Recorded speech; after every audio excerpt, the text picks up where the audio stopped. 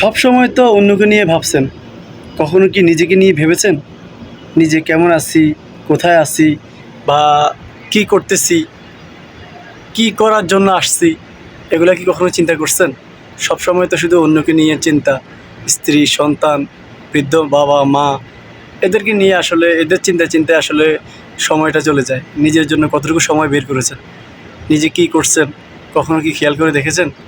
নিজে কতটুকু সময় বের করতে পারছেন নিজের জন্য? আসলে পুরুষ মানুষের লাইফটাই এরকম। স্ত্রী, সন্তান, বাবা মা, পাড়া প্রতিবেশী, এদের জন্য সময় বের করতে করতে নিজের জন্য আর সময় বের করে হয়ে ওঠে না।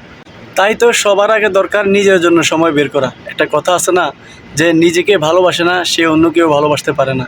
তাই নিজেকে ভালোবাসুন, নিজের দিকে খেয়াল করুন, সবসময় নিজের চিন্তা করবেন, নিজের জন্য কিছু করবেন, কিছু করার চেষ্টা করবেন। আপনি আজকে মরে গেলে কালকে 2 দিন, তো কার জন্য করছেন? কার জন্য রেখে যাবেন? আপনি আজকে কিছু করে রেখে যাবেন, ওগুলো আপনার সন্তান বা আপনার আগামী প্রজন্ম এগুলো ভোগ করবে, কখনো আপনার কথা মনে করবে না। তো কার জন্য কি করবেন? কার জন্য করবেন? তো এই জন্যই বলছি, যাই করেন অন্তত নিজের জন্য সময় বের করে নিজেকে সময় দিবেন। কারণ সময়টা হচ্ছে আমাদের জীবনের একটা পার্ট। এই সময়টা, যেই সময়টা চলে যায়, এই সময়টা আমরা কখনো আর ফিরে পাবো না।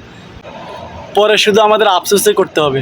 আফসোস করা ছাড়া আমাদের জীবনে আর কিছুই করার থাকবে না। তখন শুধু একটাই আফসোস হবে, যে আসলে নিজের জন্য কিছুই করি নাই, কার জন্য করলাম?